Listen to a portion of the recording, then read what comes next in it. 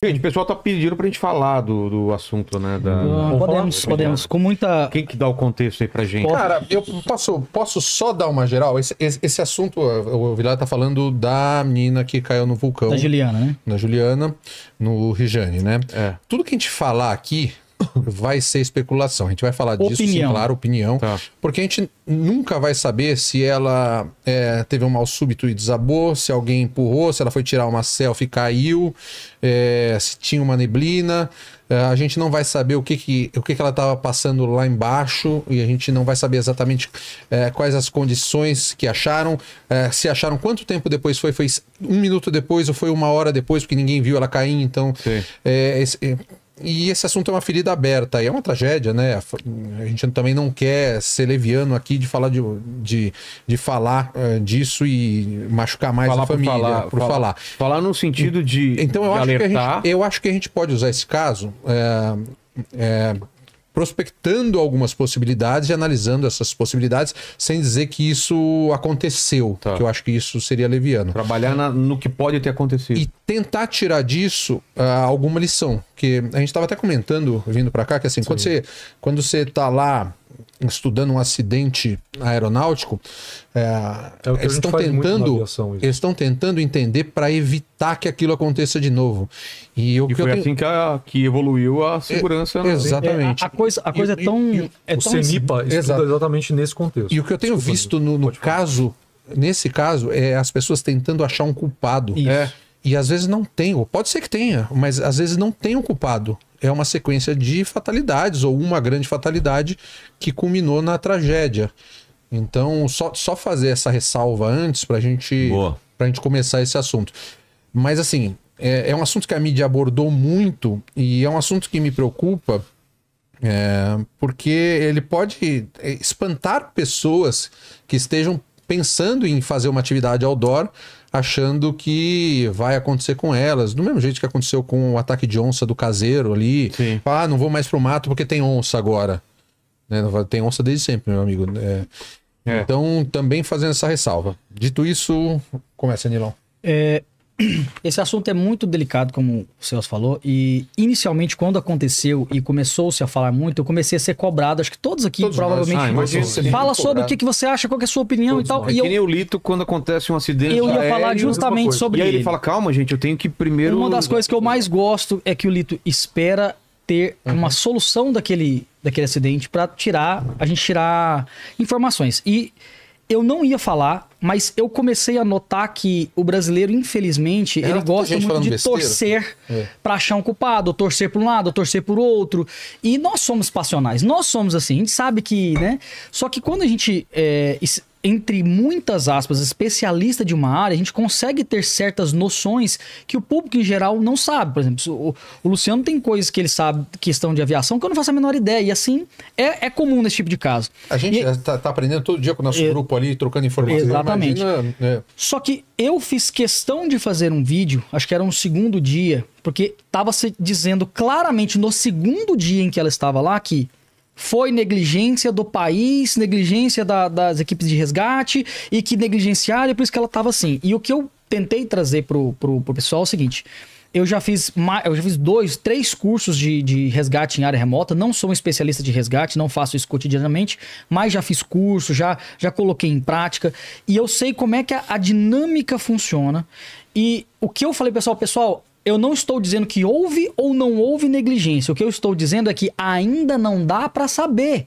Então vamos esperar uma investigação. E aí muitos comentavam, não tem que esperar, porque é assim. As pessoas querem, é normal do ser humano querer isso. Mas entendam uma coisa. Eu não vou ficar contando o fato inteiro aqui, porque eu acho que basicamente todo mundo sabe, mas resumidamente, ela foi fazer uma trilha.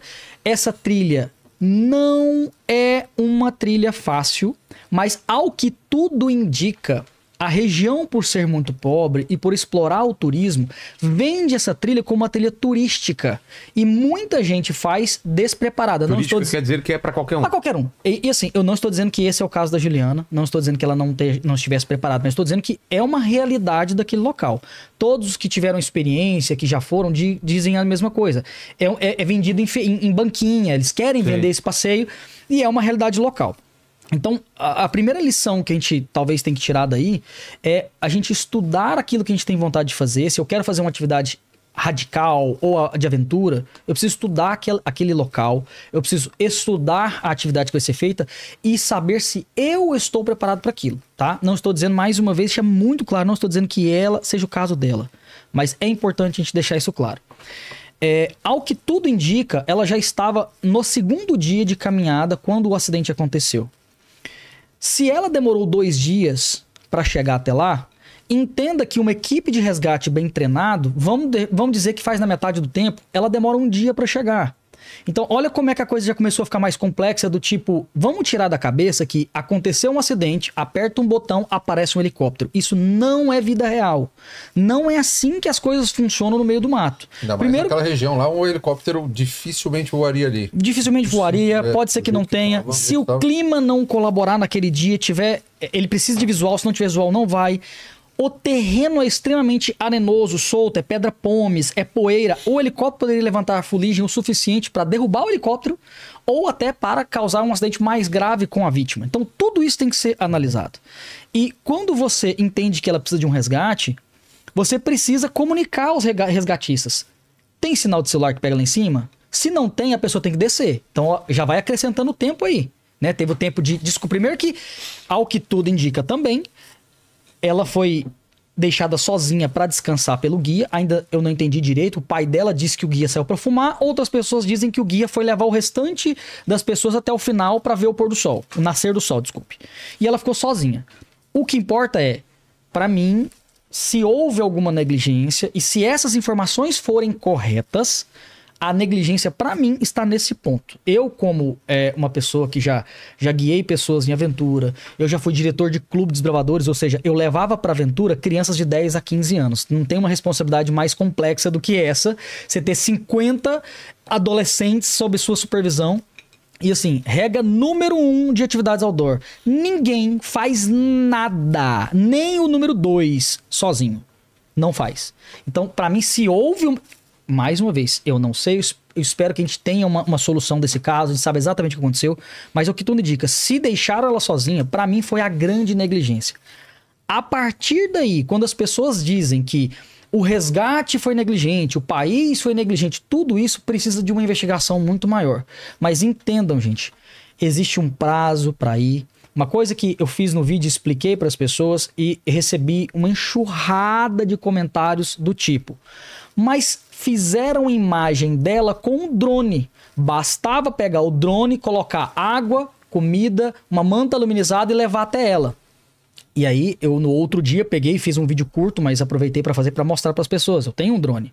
Muito parecido com o drone que filmou ela, que tem imagens desse drone. Não levanta nem copo. Eu peguei uma garrafinha de 200 ml de água, amarrei, não saiu do chão. Eu diminui para 100 ml de água, ele não saiu do chão. Drones de turismo, drones para filmagem, são câmeras com asa. Ela só voa com a câmera. Se você acrescentar peso, não voa. Aí, mais um argumento de muitas pessoas. Mas era só utilizar um drone agrícola. Primeiro, um drone agrícola precisa de um carro para carregar. Como tem gente esperta, né? O drone agrícola... o cara lá? Fácil. 2 dias para chegar ao K-pop 16. Então, um drone agrícola sim conseguiria, mas ele não tem autonomia para chegar naquele local. Ele precisa ser carregado nas costas. Imagina carregar um trambolho de quilos e mais quilos até lá em cima. E aí você pilotar isso, ele ter autonomia. Então, não é simples, gente. Olha, a minha missão no meu canal é fazer você que está assistindo ter vontade de ir para o mato. É essa a minha missão. Mas a minha missão também é deixar muito claro: você precisa ser responsável por você e entender que em certas ocasiões não haverá resgate ou não chegará a tempo. E isso faz parte do risco da atividade. Quando alguém resolve fazer o Everest, ele tem que entender que quase 20% das pessoas que tentaram não voltaram. E se ele faz, ele sabe que está correndo esse risco. A minha dúvida, que eu até colocaria aí se alguém souber, é se as pessoas que fazem esse Monte Rinjani, se elas são informadas pelas autoridades ou pelos guias, qual é o índice de acidente que lá acontece. Porque pelo que veio à tona, muitos acidentes aconteceram naquele local. Cara, eu acredito que não são, mas também é especulação, mas assim, Existe uma nomenclatura que ela é muito complexa. Você fala assim, essa trilha, ela é considerada ela é uma montanha ali. Para um montanhista, ela é considerada, vamos chutar aí, de dificuldade média. Intermediária. A gente pode falar isso do Rio de Janeiro? Pode. Acho que sim. Para um cara que está acostumado a escalar uma montanha um Everest de 8K. Para um Pedro Hawk seria até uma trilha básica. Uma Karina, para um Nick Levy, seria uma trilha básica. Então isso também é uma nomenclatura subjetiva. Aí você joga essa nomenclatura para a língua deles e tenta traduzir essa nomenclatura, já vai ter um gap aí de informações. Então, isso é muito complexo. Isso é muito complexo.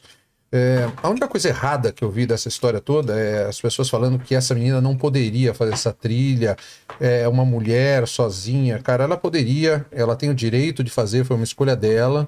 Total. Entendeu?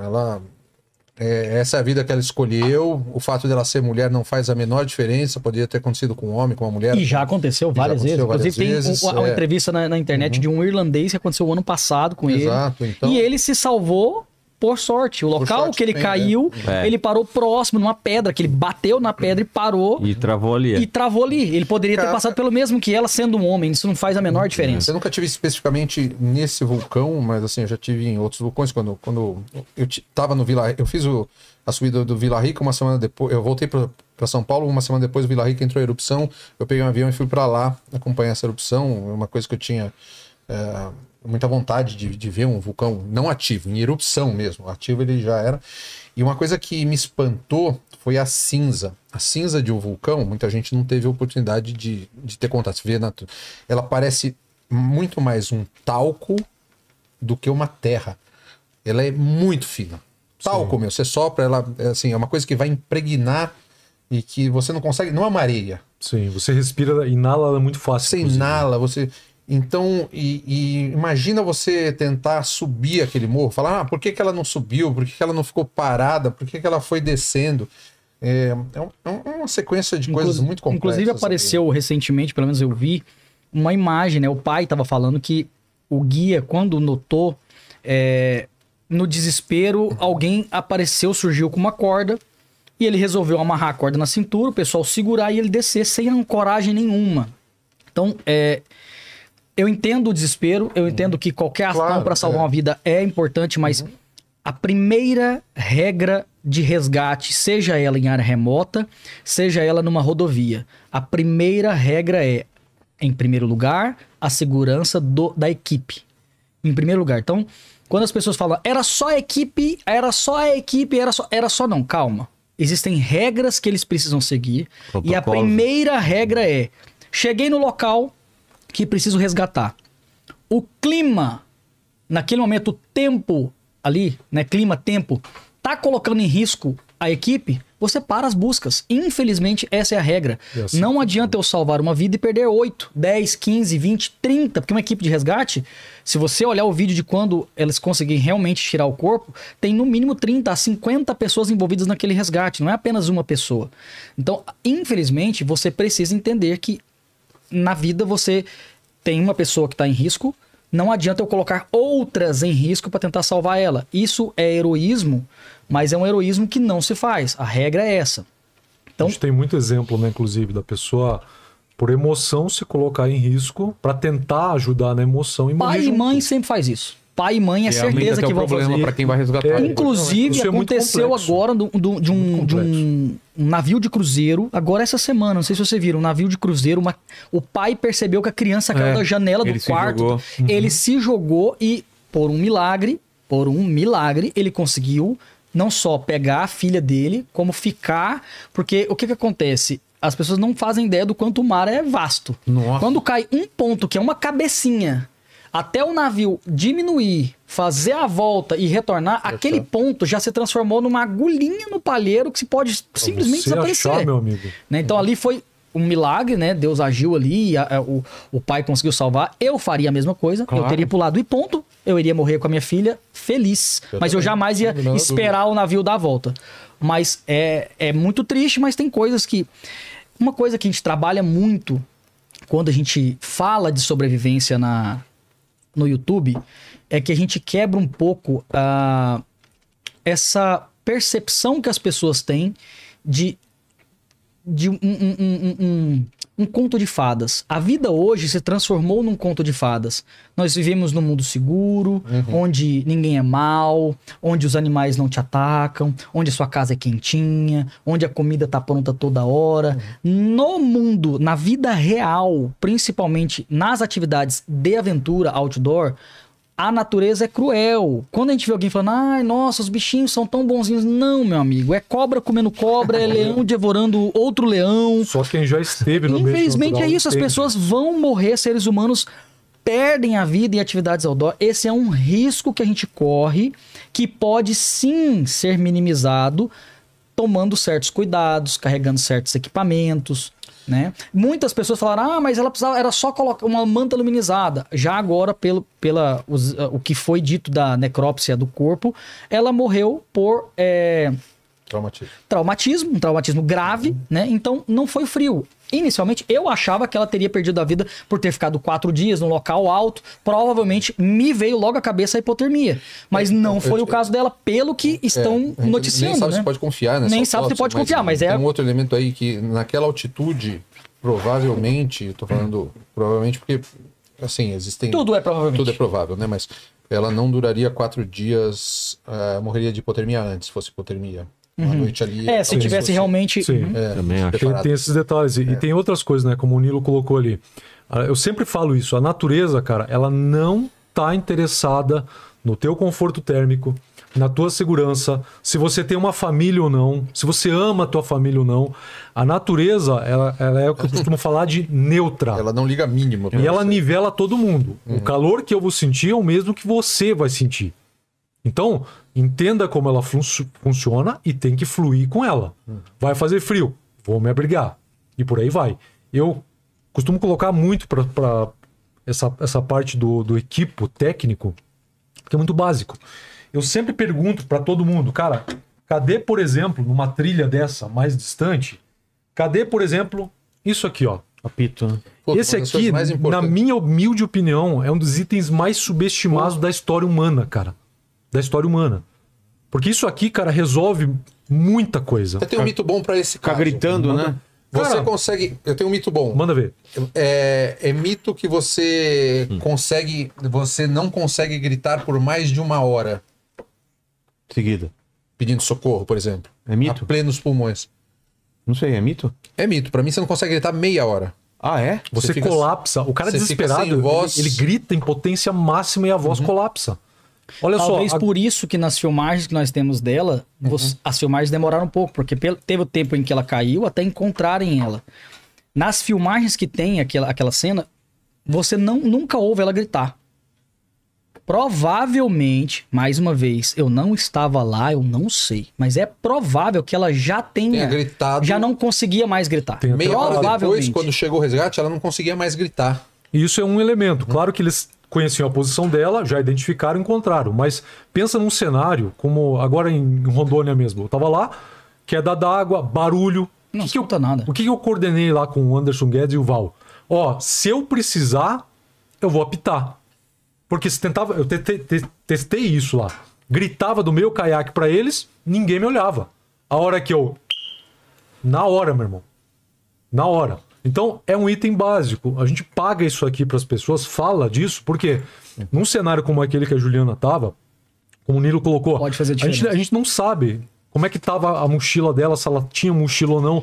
Mas tem itens ali que são muito importantes. Pelos vídeos do primeiro dia da subida, que tá, ela para num... Assim, a subida, ela consiste em subir até um certo ponto, para numa área em que acampa-se, né? E vê ali o pôr do sol. E depois, de madrugada, 2, 3 horas da manhã, sobe-se o resto para ver o nascer do sol. Pelo que eu vi e estudei do local, é mais ou menos isso. Sim. E não, é isso. Tem alguns vídeos do primeiro dia que ela tá com blusa muito melhor, ela tá com mochila... Né? Do que aquele do drone, né? Você tá falando? Não, tô falando em comparação dela no drone lá. Entendi. É a imagem, pouca imagem que a gente tem. Eu pensei nisso. Muitas coisas podem ter acontecido aí. Pode ter tirado a mochila pelo cansaço, deixado do lado e aí caiu. Ou caiu e soltou da mochila, ou ela subiu sem nada porque foi fazer um ataque ao cume. E deixou o equipamento. Porque tem muita gente. Por que eu tô falando disso? Tem muita gente especulando. Eu vi gente falando que ela foi dada como oferenda. E os indícios eram Ah, por que ela tava sem blusa? Por que ela tava sem mochila? Por que ela tava sem isso? Ah, provavelmente jogaram ela. O Celso acabou de falar. Quando você faz um trekking de montanha, existe, inclusive, a famosa mochila de ataque. O que é a mochila de ataque? Você carrega uma mochila pesadíssima, de muitos quilos, até um determinado acampamento básico ali, ou intermediário. E quando você vai atingir o cume, você pega o mínimo necessário, coloca numa mochila bem menor, que é a mochila de fazer o ataque ao cume. Porque você quer carregar pouco peso para chegar rápido, voltar rápido. Você não vai precisar da barraca, porque você já acampou. Você não vai precisar de um monte de coisa, né? Então, pode ser que por conta disso, como o Celso falou, ela tava com a roupa mais básica, sem a mochila pesada, porque o acampamento já foi, a comida já foi, já comeu, a maior parte da água já bebeu. Pode ser que a mochila tenha voado longe. Pode ser que inúmeras que coisas. ela não tivesse nada desde o começo. A gente não... Pode ser um monte de coisa. Inclusive, o caso do irlandês que falou que caiu, ele conta, pra você ver como é que a coisa é louca, né? Ele conta que ele começou a subir e aquele tanto de pedrinha, aquele tanto de fuligem começou a entrar na bota. Isso é muito comum. Então, dependendo do equipamento que você usa, isso não vai acontecer, mas se você não tem ali a ideias, isso pode acontecer. Ele parou para tirar essas coisas do calçado, pôs a mochila no chão, tirou uma bota, tirou a outra, tirou as meias. Quando ele tirou a meia e foi mexer na bota, bateu um vento e a meia foi levada. Ele deu um passo pra pegar a meia. Quando ele deu um passo pra pegar a meia, o chão desabou. E aí ele caiu. Ele não caiu do tipo, não vi e caiu. Porque é um terreno instável, né? Um terreno completamente instável. Então foi culpa dele? Não foi culpa dele. Acontece.